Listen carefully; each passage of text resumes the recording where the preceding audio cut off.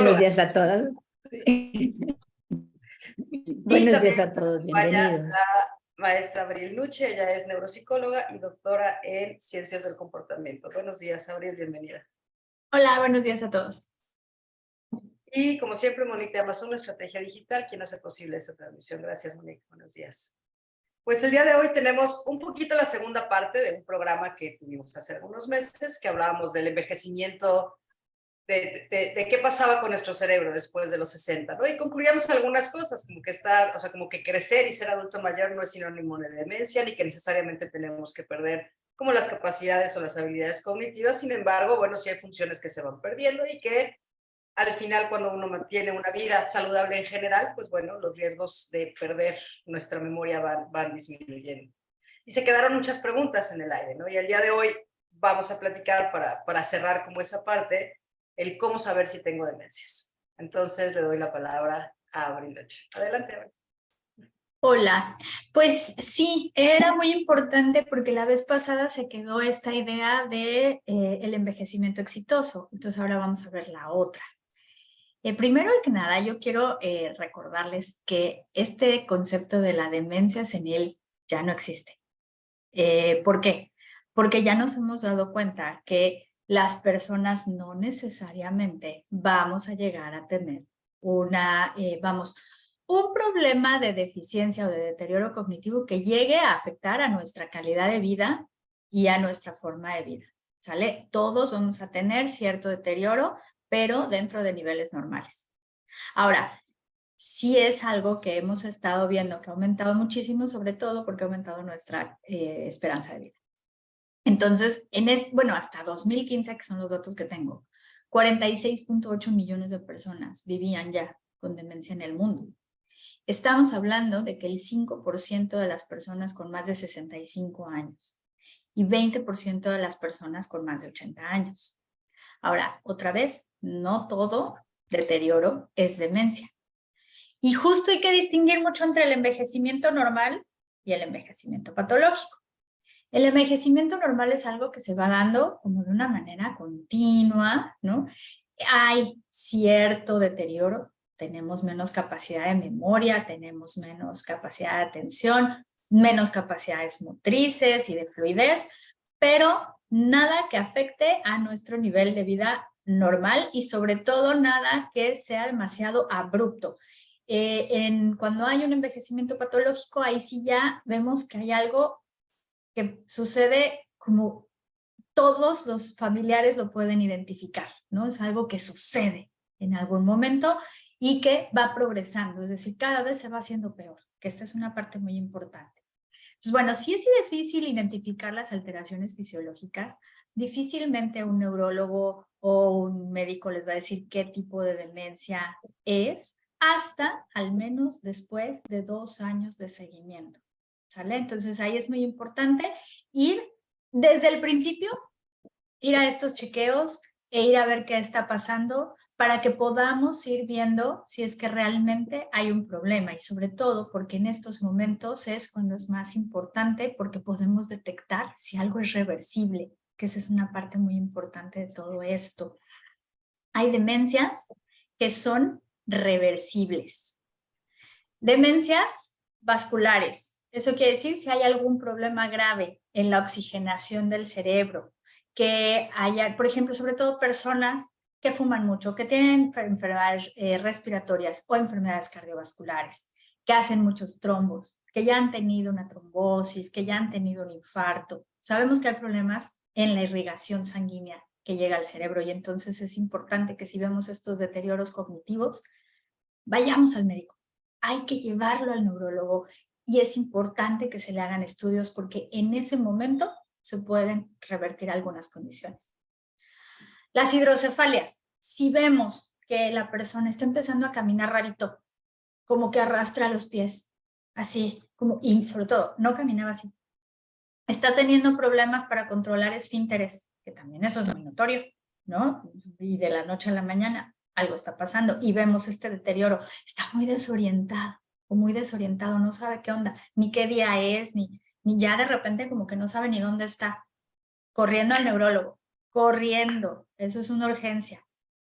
aunque no se esté desmayando y aunque no se haya caído, ¿no? Y no diga que le duele algo, eso es una urgencia médica.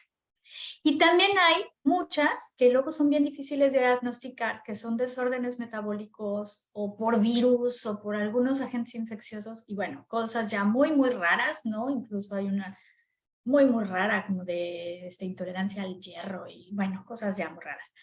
Y muy difíciles de diagnosticar. Por eso, cuando nosotros empecemos a ver que nuestro papá, mamá, tío, tía empieza a tener un deterioro abrupto, es decir, de repente ya son cosas anormales, que ya no es una, ya van dos, ya van tres, vámonos al doctor. Hay que revisar, hay que ver que todo esté realmente bien. Y bueno, de ahí podemos hablar de muchos tipos de demencia, pero es eso, hay muchos. Entonces, nada más así, las que no son reversibles, a muy grandes rasgos, está por ahí la demencia de Alzheimer, la demencia frontotemporal, la de cuerpos de Lewy, ya son muchas que ya no son reversibles, que más bien ya vamos a ver que va a haber un progreso y ahí también es importante la detección temprana porque la terapia, que eso es un factor fundamental, ¿no? La terapia neuropsicológica ahí nos puede ayudar a que no avance tan rápido. Es eso, no es que no vaya a avanzar, no es que vayamos a curar, pero vamos a hacer que avance menos rápido la enfermedad. Y bueno, de ahí vamos a partir mejor con las dudas que ustedes tengan. Dime, Kitty. A mí me gustaría como regresarme un poquito a la parte del diagnóstico, porque dentro del diagnóstico entra lo que se llaman diagnósticos diferenciales, ¿no? No todo deterioro cognitivo es sinónimo de algún tipo de demencia, ya sea reversible o irreversible. Y creo que el mejor ejemplo, y lo que vemos muchas veces en el día a día, son adultos mayores con depresión. Un adulto mayor deprimido va a tener muchos fallos cognitivos. Entonces les hacen una resonancia, una tomografía, ven atrofia y ya los diagnostican con demencia. Entonces, cuidado, las depresiones en los adultos también nos dan cuadros parecidos, o sea, nos dan síntomas cognitivos en la atención, concentración, fallos en la memoria, y que no necesariamente son demencias. Creo que algo muy importante con los trastornos neurocognitivos, ¿no? Sean reversibles o irreversibles, es que muchas veces son progresivos. Es decir, como platicaba Abril, tardan años, o sea, son paulatinos y se van agregando poco a poco en el tiempo. Cuando vemos cuadros como muy en agudo, de un momento a otro, ya sea alteraciones tanto en la conciencia o en el comportamiento, ahí es cuando hablamos quizá más de problemas neurológicos y en agudos, como mencionaba Abril, ¿no? Las hidrocefalias normotensas, quizá los tumores, los cambios metabólicos.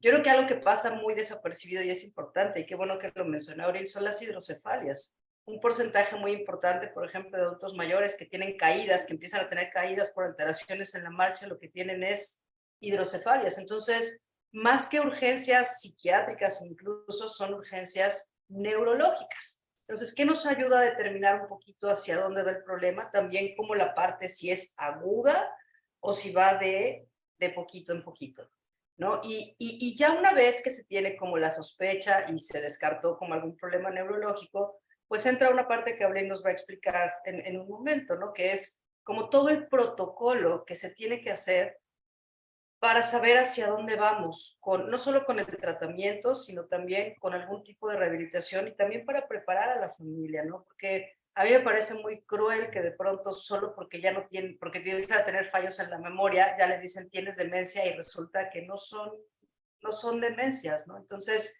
con eso hay que tener como mucho cuidado. Y los protocolos, ¿no? A lo mejor en México no los tenemos tan claro, ¿no? Canadá, Estados Unidos tienen protocolos perfectamente bien establecidos, pero sí hay una forma y hay una serie de pasos a seguir para el estudio de un deterioro cognitivo. Adelante. Bueno, yo también quería como aportar, ¿no? Desde este punto de vista que mencionabas, Kitsia, que la demencia no impacta exclusivamente sobre la persona que la padece, ¿no? Que pudiera ya tener un diagnóstico diferencial bien hecho, sino que supone muchas veces el factor desencadenante de un proceso que amenaza pues todo el sistema familiar en su conjunto. Es casi siempre la familia la que empieza a notar, como decía Abril, que algo cambió, ¿no? Algo no está haciendo lo que era la experiencia con esta persona. Y entonces esto pues, es un contexto definido por la historia personal, obviamente de la persona que pudiera estar empezando con una demencia, de la familia y de quién va a cuidar de esta persona, pero además hay características muy particulares del contexto, incluida la cultura, que pueden beneficiar o perjudicar el proceso. Es decir, la demencia, como tantas cosas, no se da en un vacío, no se da en un contexto familiar y cultural, y el cómo lo abordemos desde un diagnóstico médico bien hecho va también a impactar en todo el sistema y por lo tanto en los cuidados de la persona. Adelante, Mercedes. Sumándole a esto que explicas, Claudia, efectivamente hay muchos factores que contribuyen al deterioro en el adulto mayor, ¿no? Como esa dificultad que algunos podrían tener para vivir una vida independiente, que tienen dolor continuo, dolor crónico, que casi no se pueden mover. Y también eso obviamente deteriora toda su familia y los va restringiendo. Y también lo que sucede mucho en los adultos mayores es ese sentimiento de soledad, de inutilidad, de ya como que soy un estorbo. Y eso pues claro que va disminuyendo toda la calidad de vida del adulto mayor y sí contribuye, ¿no? De alguna manera, porque pues el cerebro también se va modificando de acuerdo a nuestras vivencias y estímulos que tenemos. No, contribuye muchísimo, porque ahí podríamos decir que fue primero el huevo o la gallina. Yo creo que aquí sí podemos decir que la depresión sí puede llegar a generar una demencia. ¿Por qué? Bueno, la depresión y la ansiedad, ojo, ¿no?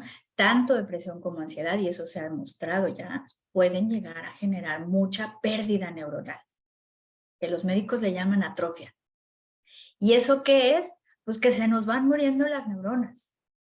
Y si se nos van muriendo, tampoco se van haciendo nuevas conexiones neuronales, que esa es la plasticidad, ¿no? Y cuando nosotros estamos activos, estamos funcionando, estamos haciendo cosas cognitivamente más o menos retadoras, digo, no ver la tele todo el día. Ver la tele no se cuenta como actividad cognitiva, ¿no? Pero sí, no sé, estarme haciendo cargo de la casa, estarme haciendo cargo de los nietos, estarme haciendo cargo de el jardín, estarme haciendo cargo de los pagos, de la administración, todas estas cosas que a lo mejor pareciera que no son nada o que es que no hago nada. Bueno, no vas a trabajar en una oficina, pero sí haces cosas y te encargas de cosas todo el día y eso nos mantiene activos. Y eso mantiene a nuestras neuronas estimulándose y generando estas nuevas conexiones para compensar las pérdidas que haya. Pero normalmente la depresión y la ansiedad vienen con parálisis en el sentido de la actividad. Nos paralizan mucho, hacen que nos aislemos y entonces ya no queremos salir, ya no queremos hacer, ya no queremos hablar, ya no queremos ver a nuestros amigos, ya empiezan a aislar cada vez más, ¿no? Y la televisión parece que es un gran refugio porque entonces se pasan todo el día, toda la tarde viendo la televisión y además de una manera muy ausente, ¿no? Porque pues más bien me duermo. Ni siquiera estoy realmente viendo lo que está pasando ahí. Entonces, ¿qué pasa ahí? Atrofia. Se empieza a atrofiar todo el cerebro y entonces empezamos a ver cada vez más una pérdida y un deterioro más grande, que al cabo de los años se vuelve irreversible. Entonces, claro que hay que tratar depresión y ansiedad. Otra cosa que me gustaría que nos comentara Kitsia es qué pasa con utilizar muchísimos años las benzodiazepinas. También ya se está demostrando que generan mucha atrofia, ¿no?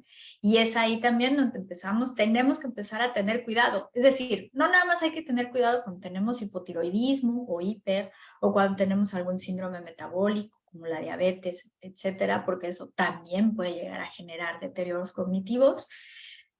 Evidentemente tenemos que tener cuidado y mantenerlos controlados, obviamente la hipertensión y todo lo demás, pero también cuando hay una enfermedad mental. Creo que con este punto de las benzodiazepinas, a ver, tenemos que ser como muy cuidadosos, ¿no? Porque desafortunadamente ya están por este punto están como muy estigmatizadas las benzodiazepinas, ¿no? Estamos hablando de utilizarlas a dosis muy altas y por periodos de tiempo muy prolongados, ¿no? Hace 30 años no se sabía lo que iba a pasar. O sea, no, a ver, es que no es que intencionadamente sacaran un medicamento y dijeran, vamos a dárselos por 30 años y vamos a provocarles una demencia. No, es que no sabíamos lo que iba a pasar. Tuvo que pasar muchos años y empezar a ver cuáles eran esas consecuencias y ahora ya lo podemos determinar, ¿no?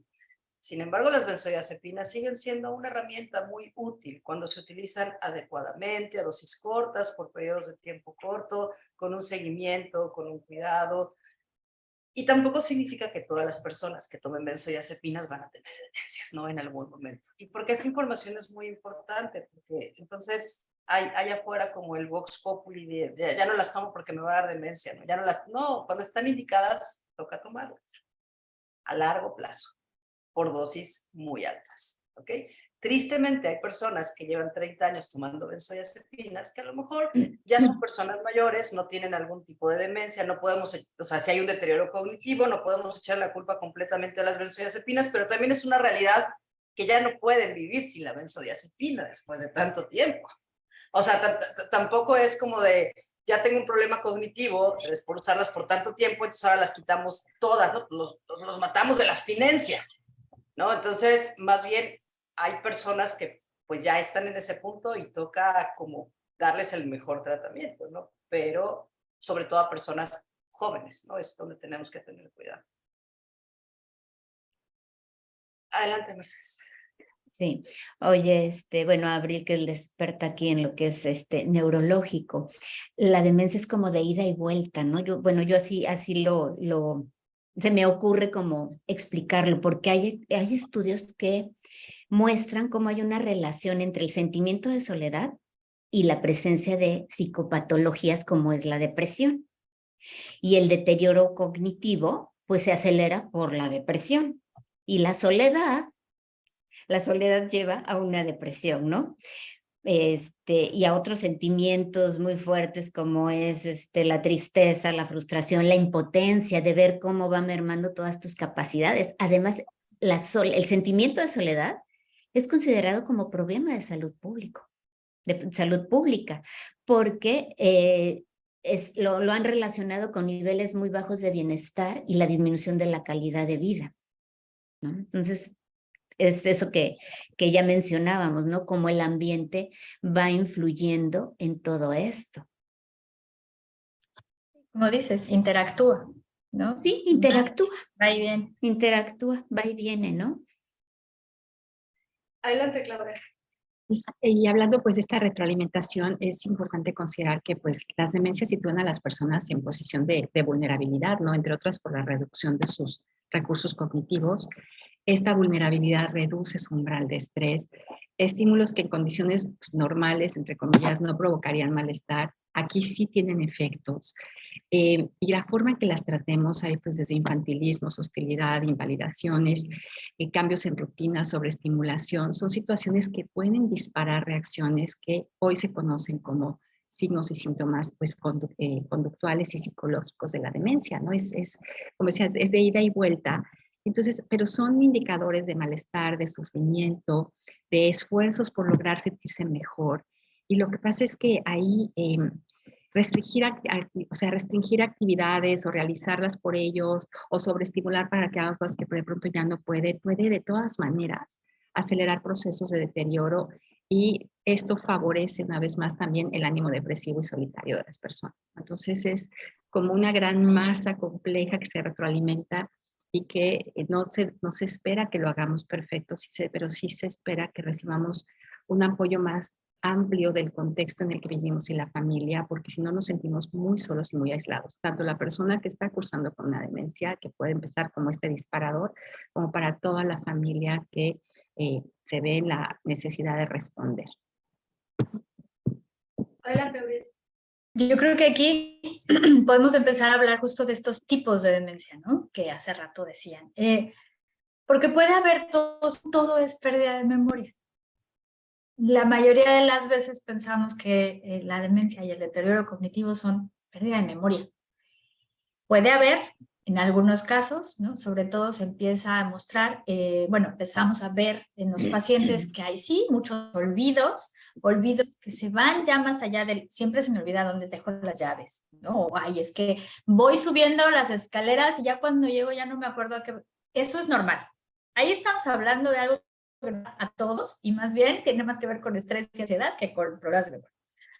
Pero cuando decimos, híjole, es que salí del súper, llegué a mi casa y se me olvidó que me llevé el carro y se quedó en el súper. O fui al súper, llegué y se me olvidó que fui, entonces se quedó el súper en la cajuela. Un día después me acordé. O alguien más lo encontró, ¿no? Y pues ya se echó a perder todo. Cosas que realmente se salen de lo normal, ¿no? O ya hay un punto en donde, híjole, es que en una situación a lo mejor de estrés me desorienté completamente. No sabía dónde estaba, no sabía a dónde iba, no sabía qué iba a hacer. Ok, esos ya son focos rojos. Y ahí ya tenemos que empezar a pensar qué está pasando. Es decir, estamos hablando de problemas, sí, de memoria a corto plazo, bueno, memoria de lo que está sucediendo, en donde no me acuerdo realmente qué pasó, o de desorientación, que puede ser por periodos cortos, pero sí es una desorientación espacial, sobre todo importante, ¿no? Y ahí ya decimos, ok, algo está pasando. Y entonces hay que empezar a ver qué está pasando. Pero también, eso ahí estamos hablando, podemos hablar de demencias tipo Alzheimer, cuerpos de Lewy, pero hay otras que no empiezan por el lóbulo temporal, empiezan por el frontal. Y ahí no vamos a ver problemas de memoria, vamos a ver problemas de personalidad, de conducta. Y son las personas que, una de dos, o se pueden poner muy agresivos, al final las dos son mucha desinhibición, ¿no? O se ponen muy agresivos, se enojan por todo, empiezan a ser súper hirientes al hablar, entonces, híjole, empiezan a tener un montón de problemas en la familia porque antes se medían en lo que decían o en cómo lo decían, ya no. Y entonces la sueltan, ¿no? Completita y como la están pensando. O, por otro lado, pueden también empezar a tener muchos problemas en cuanto a la toma de decisiones. Y esto pues obviamente puede afectar a las finanzas, empiezan a gastar muchísimo, o luego ya ni avisan en qué gastaron, o ya no se acuerdan, o empiezan a tomar decisiones de hoy me voy a ir a viajar y entonces de repente se van y se desaparecen y quién los encontró, ¿no? Y aparecen 3 días después, pues es que me fui a echar la fiesta, ¿no? Cosas que realmente se salen ya de lo que ellos normalmente harían. Estamos hablando de cambios de personalidad muy importantes en donde tenemos que empezar a pensar que hay un problema neurológico. Dime, Claudia. Adelante, Claudia. Pues pensando en esto que decías de la familia, ¿no? Es importante recordar que las familias no solamente somos un conjunto de personas que las componemos, sino que incluye sobre todo las interrelaciones, ¿no? Entre estas personas, lo que conocemos como el funcionamiento familiar. Y hay características bien importantes sobre la efectividad, ¿no? De este funcionamiento familiar que tiene que ver con la comunicación, la cohesión, la flexibilidad, el estilo de solución de problemas, la expresión del afecto, el control del comportamiento. Entonces, imagínense la situación de cuidado de una persona con demencia, con estas características que mencionaba Abril, donde de pronto como que me lo cambiaron y quién es esta persona que de pronto está siendo grosera, por poner un ejemplo, pues supone la aparición de múltiples estresores nuevos, ¿no? Incertidumbre sobre la enfermedad, gastos económicos, reducción del tiempo para dedicar a otros asuntos, aún también familiares, a los que ya de por sí son habituales para cada una de las familias, ¿no?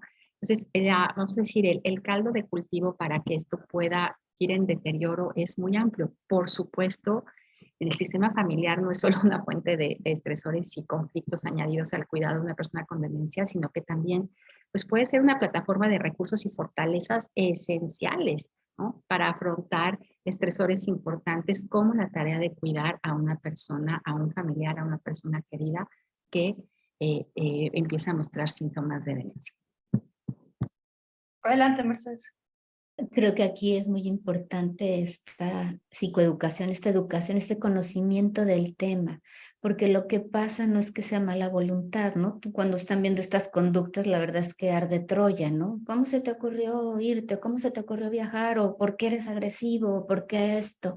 Y si vamos teniendo, como tú lo mencionaron al principio, una una valoración médica cuando vemos cualquier foquito rojo, y para eso necesitamos el conocimiento, más conocimiento de este padecimiento para poder realmente apoyar, porque muchas veces lo que pasa es que los familiares están como reacios, ¿no?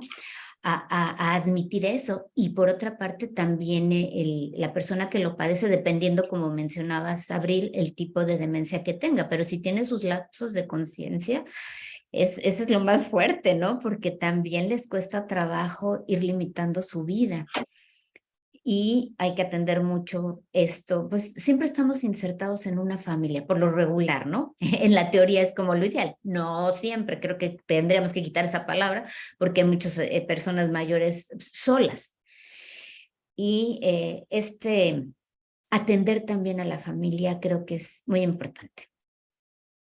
A mí me gustaría, digo, un poquito más adelante hablar de síndrome de desgaste de cuidador, como para ir como recopilando toda esta parte familiar, pero yo quisiera que Gabriel nos contara lo que estábamos hablando antes de empezar el programa, de una pregunta, ¿no? Y es, como paciente, como persona, ¿yo me puedo dar cuenta que estoy teniendo síntomas de demencia?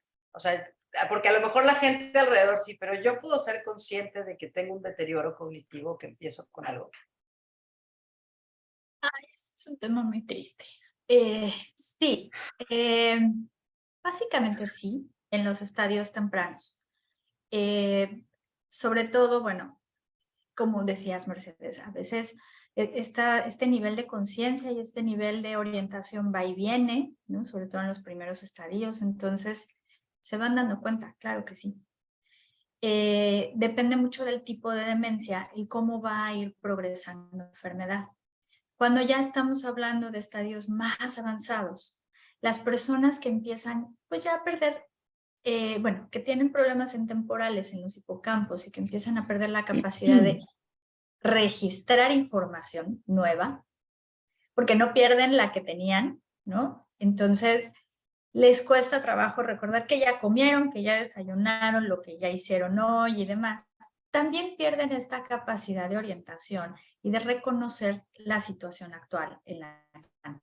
Entonces, ya, bueno, esto se llama nosognosia, ya no reconocen que están enfermos, no hay esta conciencia de enfermedad. Sucede ya después, en estadios, dime, Kitsi. No, te estabas congelando, no te escuchábamos. Ajá. Ok. Ok, les decía que ya en estadios avanzados, cuando las personas ya pierden esta capacidad de registrar información, ya no se dan cuenta. Es decir, hay mucho menos periodos de conciencia y de orientación normal, entonces no, normalmente están muy a gusto, muy felices, ¿no? Ven 20 años atrás y están como muy cómodos, ¿no? Y entonces ellos no se dan cuenta y están bien anímicamente, ¿no? Están bien.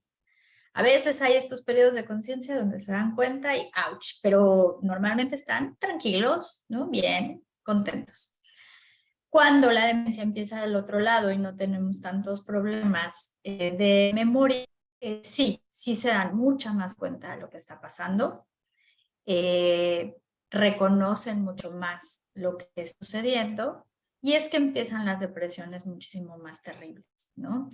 Pues bueno, ya conforme va avanzando la enfermedad, pierden esta capacidad porque también pierden la capacidad de conciencia como tal o de autoconciencia, entonces al final no, ya no se van a dar cuenta. Pero sí hay un momento en el que ellos se están dando cuenta y qué bueno que lo mencionamos, porque aquí, hablando de la parte familiar y de lo que tenemos que hacer como familia en estos momentos, hay que aprovechar los momentos en los que todavía ellos son conscientes. Y aquí Mercedes seguro nos podrá hablar mucho más de esta parte porque viene la parte tanatológica, ¿no? Este es el momento en el que tenemos que tomar decisiones. Decisiones sobre lo que la persona todavía en uso de sus facultades quiere hacer. ¿Qué quiere hacer con sus posesiones? Porque la parte legal es muy importante. ¿Por qué? Porque además muchos de ellos pierden la capacidad de firmar, de escribir. Y si después ya no pueden ni siquiera firmar, aunque quieran, van a tener muchos problemas legales. con los notarios y estas cosas, cuando está hablando de propiedades, firmas, escrituras y demás, bancos y todo eso, es importante tomar decisiones, ¿no? Si estamos hablando de gente que tiene posesiones, propiedades, empresas, etcétera, es ahí donde tienen que tomar decisiones y ver quién se va a encargar de cada una de estas cosas. Es donde tienen que hacer testamento, incluso ir donando y dejando, tomando decisiones sobre lo que va a pasar y sobre todo también sobre lo que ellos quieren que pase, sobre su vida en los próximos años. Que eso es todo el patológico que, por supuesto, que hay que tocar porque es bien duro, porque la persona no se ha muerto, ¿no? Adelante, Mercedes. Efectivamente, la demencia es un duelo, es una pérdida, es un duelo para toda la familia, para la misma persona, dependiendo de qué tanta conciencia tenga, ¿no? Y creo que son de las cosas más duras. Yo les digo a las personas que he atendido con este tema, bueno, él ya no te conoce, ella ya no te conoce, no te reconoce, pero tú sí, ¿no? Y bueno, y efectivamente es esa guía, ¿no? De que entiendan que es un proceso, que entiendan lo que es el padecimiento, que entiendan que obviamente están involucradas las emociones, como recalcamos en cada sesión. Somos seres emocionales y entonces en este proceso de duelo, en atender este proceso que está viviendo la familia, hay que hablar de todo eso, de las emociones, de las relaciones, de las cosas pendientes, como mencionabas, Abril, como cuando acompañamos a una persona con una enfermedad terminal. Es lo mismo, es orientar a la familia para esa comprensión, para que haya un diálogo abierto mientras sea posible y efectivamente las cosas legales es bien importante a la brevedad poderlas atender para evitar más carga a toda esta situación que se está viviendo y a cuando fallezca la persona. Ahora, las personas con demencia no es que se mueran de un día para otro, porque me ha tocado casos en donde todo su organismo funciona perfecto, menos su cabecita. Y he acompañado hacia familias que han estado hasta 15 años con la persona y que cada vez es más difícil porque obviamente van perdiendo también la capacidad de movilidad, de deglutir, de muchas cosas. Y es un proceso así, en algunos muy lento, en algunos sí se puede presentar como rápido. La verdad es que todos somos tan diferentes, porque yo lo he visto aquí en la atención, ¿no? No puedes determinar cuánto tiempo, ¿no? No sé si te ha tocado abrir a alguien de ustedes, pero pueden durar muchos años. Y entonces ahí entra toda esta, a enseñarles a cuidar al cuidador. Y si es familia, también tener reuniones periódicas, ¿no? Con la familia para que aprendan a negociar, para que aprendan a equilibrar todo esto, cada uno desde sus posibilidades y que puedan apoyar a la familia. A veces en las familias es triste, pero solo hay una persona que se ocupa, o a veces no hay nadie, ¿no? Y luego también habemos muchas familias muy pequeñitas, ¿no? Que tampoco es que puedas sacar a las personas de su actividad. Entonces siempre habrá medios, ¿no? Que es bien importante también. Por ejemplo, aquí en México sí tenemos casas para los ancianos, que a veces se vuelve la opción más práctica para la familia, no porque se quiera deshacer de la persona, porque a veces hay un hijo único que todavía está en vida productiva o que tiene niños pequeñitos y que me ha tocado situaciones que han tratado de tener a la persona en su casa y se vuelve todo un conflicto familiar con la pareja, con los hijos pequeños, con los vecinos. Es un estrés del cuidador muy alto y no son decisiones fáciles, son decisiones que duelen mucho y que se tienen que tomar por la salud mental de todos y por el bienestar de la persona. Y entonces ahí, ¿qué aplica? Pues así que investigar, hacer un scouting en qué casa las personas que los cuidan están capacitados para atender personas con demencia, porque si no también los maltratan, porque no entienden que sus actitudes no es que sean malos, agresivos y quieran fastidiar al otro viejito, no, sino que haya gente preparada, porque no en todas las casas para adultos mayores, hay gente preparada para atender personas con demencia. Creo que tenemos que dejar de estigmatizar a la institucionalización. No es un castigo, no es que seamos malos hijos, no, al final es muy desgastante que el cuidado de una persona con un deterioro cognitivo, independientemente del diagnóstico, generalmente lo que ocurre es que termina siendo una sola persona la que se encarga.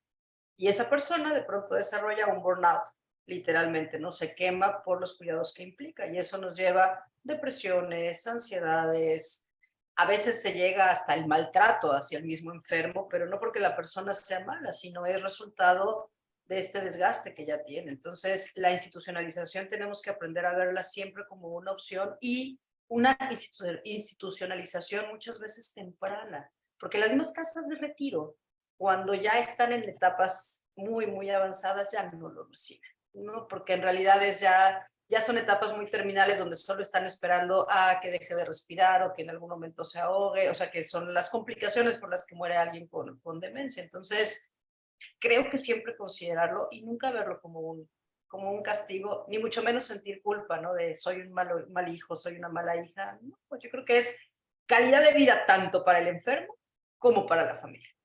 Adelante, Claudia. Y bueno, en esa misma línea es que casi siempre el cuidador o cuidadora no pidió serlo, ¿no? Ni se le paga por eso. Es decir, de pronto es alguien de la familia al que le toca.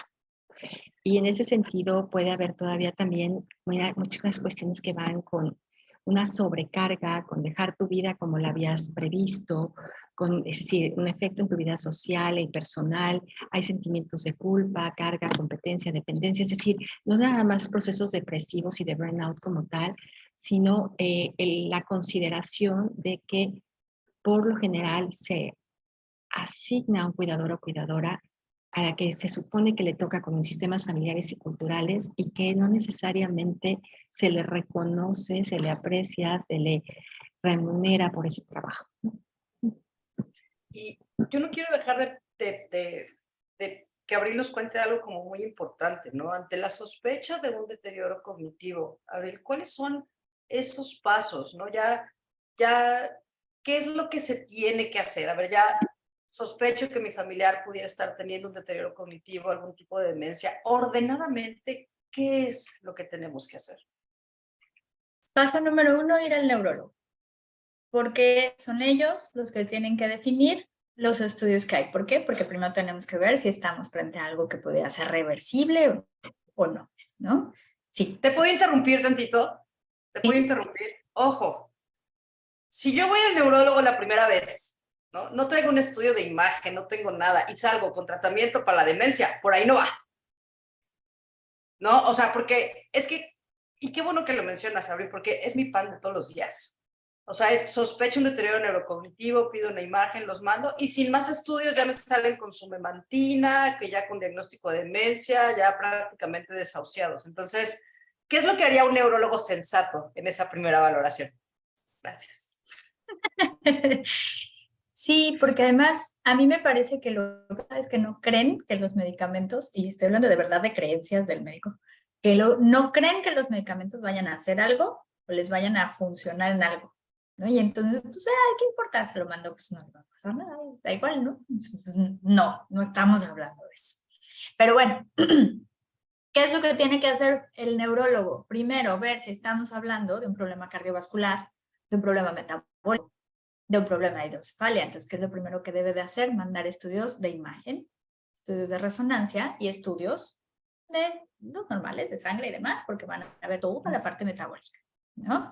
Entonces, una persona que realmente sabe va a ver niveles de vitaminas, niveles de perfiles tiroideos, perfiles metabólicos, y va a ver el cerebro, va a tomar una resonancia magnética y va a ver qué es lo que está pasando. En el mejor de los casos también les hacen resonancias para ver toda la parte vascular. Funcional. Pueden ser panangiografías o pueden ser angioresonancias. Bueno, esa es una, y sobre todo depende ahí de la historia clínica o médica del paciente, ¿no?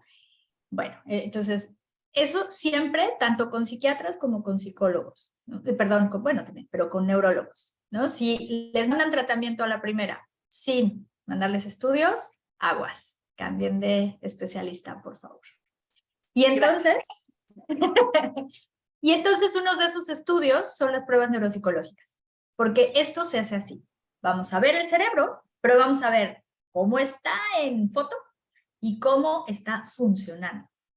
Y entonces las pruebas neuropsicológicas nos van a decir cómo están los niveles de atención, de memoria, de lenguaje, de toda la actividad motriz, coordinación, alternancia, etcétera, etcétera.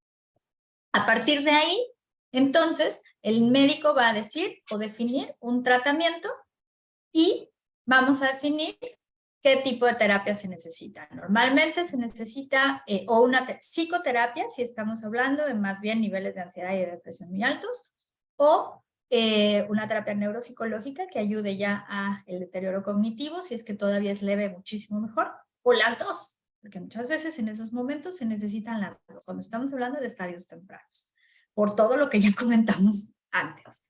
¿Para qué va a ser la terapia neuropsicológica? Para que este deterioro sea más lento. Precisamente por lo que decía Mercedes, esto puede llevar años. Las personas no se mueren de demencia. Se mueren de infecciones relacionadas a, se mueren de problemas secundarios relacionados a, pero no se mueren de demencia. Entonces, no es como que, bueno, ya le digo, bueno, ya, pues que ya, pues hay que siga la enfermedad. No, porque puede seguir y cada vez va a ser más pesado para el cuidador. Lo que queremos es retrasar el proceso de la enfermedad lo más que se pueda, porque además vamos a tener a una persona, vamos a tener a la persona que queremos y amamos, a nuestro familiar, más tiempo con nosotros. Entonces, se trata de darle a la actividad física y cognitiva. Y esto incluye a la terapia, pero también al ejercicio, pero también a hacer cosas nuevas, pero también a salir y viajar, tener experiencia, estar con la persona. Si nosotros la aislamos más, porque pobrecita es que se me va a perder. Ay, no, es que no le vaya a pasar algo. Ay, no, es que ya no puede hacer nada. Entonces mejor, no, necesitamos que haga cosas y necesitamos estar más y dedicarle más tiempo. Y bueno, la terapia, la psicoterapia también, por todo esto que habíamos dicho, necesitamos trabajar con toda la parte de salud mental para que también nos ayude a retrasar la enfermedad. Y bueno, ahí empiezan a salir muchas cosas, porque hay problemas casi siempre en el sueño, porque puede haber problemas también en la alimentación. Las personas con demencia regularmente van a empezar a querer comer muchísimo dulce y ya no quieren comer pues, comida saludable, sino que quieren nada más entrarle al dulce y entonces empieza esta parte de, ay, pues ya déjenlos, o sea, si ya, o sea, ya qué importa. No, importa mucho porque el azúcar inflama mucho y entonces empeoramos la condición y además les generamos más ansiedad y más desnutrición. Aguas, ¿no? Aguas con la alimentación y con el ejercicio porque eso también está afectando al sueño. Y entonces, si ellos no duermen, nosotros tampoco, ¿no? Entonces, ahí también tenemos que trabajar con la higiene del sueño para irles ayudando en todos estos procesos que se van descontrolando. Antes de darle la palabra a Mercedes y a Claudia, nada más quiero como aclarar algo, ¿no? Ya nos platicaste como cuál es el protocolo y empezaste a hablar un poquito del tratamiento, ¿no? Y por qué la gente piensa que entonces la medicación no sirve o no funciona. No, creo que los objetivos del tratamiento hacia los trastornos neurocognitivos en general son muy claros. Y uno es reducir la velocidad del deterioro. Una vez que empieza, sobre todo en las irreversibles, esto no para, pero hay medicamentos que nos pueden disminuir la velocidad del deterioro y hacia eso va dirigido cualquier opción de tratamiento farmacológico que tengamos el día de hoy. Y la otra es también manejar los síntomas que se van agregando. Ese es el objetivo número 2, como decía Abril, ya sea trastornos del sueño o depresiones o cualquier complicación médica o física que se pudiera agregar. Y la otra, reducir la carga del cuidador. O sea, como son los 3 objetivos del tratamiento. Entonces, no hay al día de hoy un medicamento que nos ayude todavía como a revertir en las demencias irreversibles el daño que ya está hecho, ¿no? Que no nos vamos a meter a la fisiopatología de la demencia, pero tener claro que el diagnóstico, el tratamiento, la terapia de rehabilitación, el atender las comorbilidades, la situación familiar, y la psicoeducación son parte del tratamiento integral. Adelante. Perdón, y también, perdón, nada más un detalle importante. Si nosotros acudimos al médico y acudimos al neuropsicólogo y demás y estamos viendo esto en una fase aguda, es decir, cuando apenas empecemos a ir al médico, no podemos dar un diagnóstico de demencia como tal. Estamos hablando de un deterioro cognitivo leve o moderado. ¿Por qué? Aún no lo sabemos, aún no lo podemos definir. Necesitamos años de seguimiento, pero sobre todo ahí, sí, dime. No, es que justo, a ver, creo que justo fue una de las razones por las que se ha cambiado la nomenclatura y la forma de clasificar a las demencias. Porque el diagnóstico de una demencia, para fines prácticos, es post-mortem, es histopatológico. Son muy pocas las indicaciones de una biopsia cuando la persona está viva y son casos como, contados, ¿no? Pero el diagnóstico es posterior. Entonces, ahí sí tenemos que tener mucho cuidado con la parte del diagnóstico. No es enchílame la otra, como dirían por ahí. O sea, es algo que requiere, sí, es algo que requiere como un seguimiento y una evolución. Y si hablamos de diagnóstico, es post-mortem. Así es de que, cuidado, ¿no? Aparte de todo lo que te tiene que hacer un protocolo por el neurólogo, cuidado si además nos pueden como a la primer visita y al primer decir qué tipo de demencia tenemos, porque eso a veces hasta la clínica es confusa. Por eso les llamamos y los dividimos ahora trastornos neurocognitivos en general. Entonces hablamos de trastornos neurocognitivos leves y trastornos neurocognitivos mayores. Generalmente los son esas etapas incipientes de los primeros 3 años, hablando del curso natural de la enfermedad y donde nos podemos encontrar muchas de las demencias reversibles y muchos de los diagnósticos diferenciales neurológicos. Pero estamos hablando de años, no una sesión, no una cita y sin un estudio. Y en el caso de las reversibles, si estamos hablando, por ejemplo, de un problema metabólico, pues es el momento de empezar a corregir eso y de empezarle a dar durísimo con las terapias y la psicoterapia y modificar muchísimos hábitos. Y en 1 año o en 2, se vuelven a hacer esas evaluaciones y definimos si realmente se revirtió o no se revirtió, si se requiere más tratamiento, si se requiere más terapia, etcétera, etcétera. Si no, bueno, pues entonces ya no estamos hablando de una demencia reversible, estamos hablando de un proceso demencial. Entonces, bueno, así es justamente como se van haciendo. Por eso es importante darle seguimiento, no dejarlo. Es que esto es lo más duro. No dejarlo. Yo sé que es muy difícil porque se vuelve carísimo y a veces insostenible, pero es muy importante no dejar los tratamientos, no dejar los seguimientos para poder ayudar a largo plazo, porque esto es muy importante, es a largo plazo, no estamos hablando, cuando estamos hablando de una demencia no hablamos ni de 1 año ni de 2, hablamos de toda la vida que viene por delante. Adelante, Mercedes. Yo como para reforzar lo que explicabas, Abril, se puede entender la enfermedad como en etapas. Está la etapa inicial, porque es una enfermedad gradual, como bien lo mencionas, y eso es lo que hace difícil como identificarlo, porque muchas veces se confunde con, es por la vejez. Y sí es bien importante ese diagnóstico oportuno, ¿no? En donde vemos algunas cosas como muy específicas. Está también la etapa intermedia. Ahí ya tiene la persona como más olvidos, ya es que se pierde. O sea, ya estamos viendo más cosas que sí nos ponen en alerta. Y está también la etapa tardía, ¿no? Es cuando ya, pues, la memoria ya el deterioro es muy notorio y tanto de la memoria como el deterioro físico. Y efectivamente ese diagnóstico temprano no nada más va a ayudar a la persona, también al cuidador, porque un diagnóstico temprano va a informar también al cuidador, a la familia, cuál es esa expectativa, cómo es el proceso, teniendo como una semblanza y sobre todo como haciendo hincapié en lo que hacían ustedes, la evaluación médica, que tiene que ser súper detallada. Es la historia detallada junto con un familiar que esté ahí, ¿no? Una persona que haya estado con la persona mucho tiempo o que viva junto con ella o que la conozca más.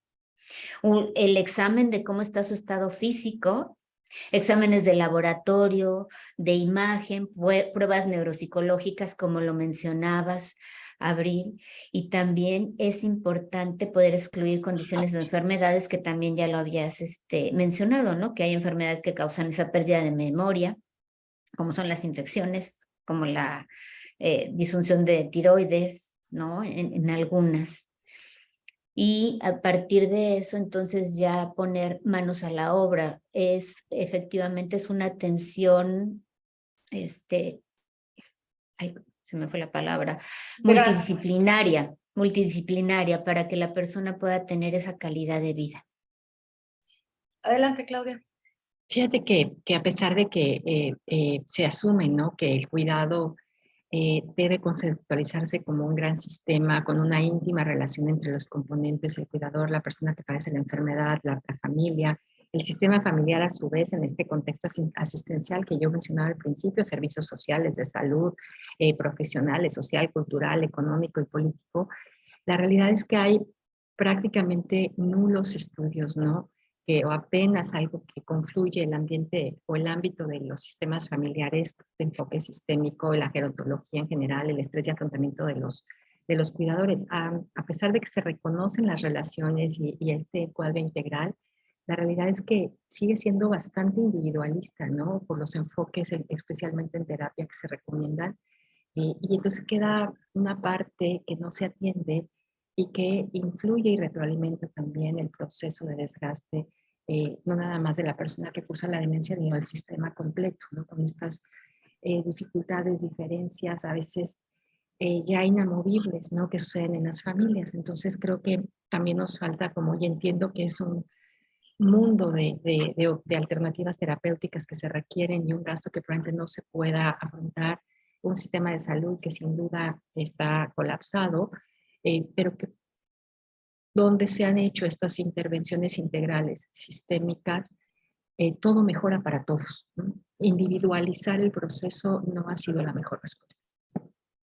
Oiga, nos está ganando el tiempo y creo que vamos a tener que empezar a cerrar, pero yo no quisiera, para mí es inevitable cada que hablo de trastornos neurocognitivos pensar en la película de Por siempre Alice con Julianne Moore, ¿no?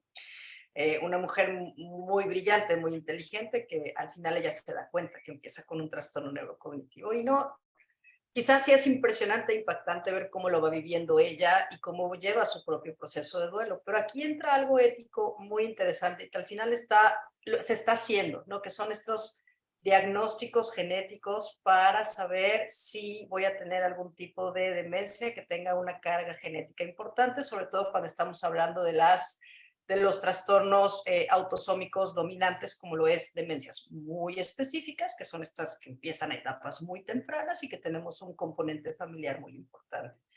Entonces, un poquito mencionar esto, ¿no? A ver si hay pruebas, no son pruebas que se hagan de rutina, pero que tenemos que tener muchas consideraciones como éticas, ¿no?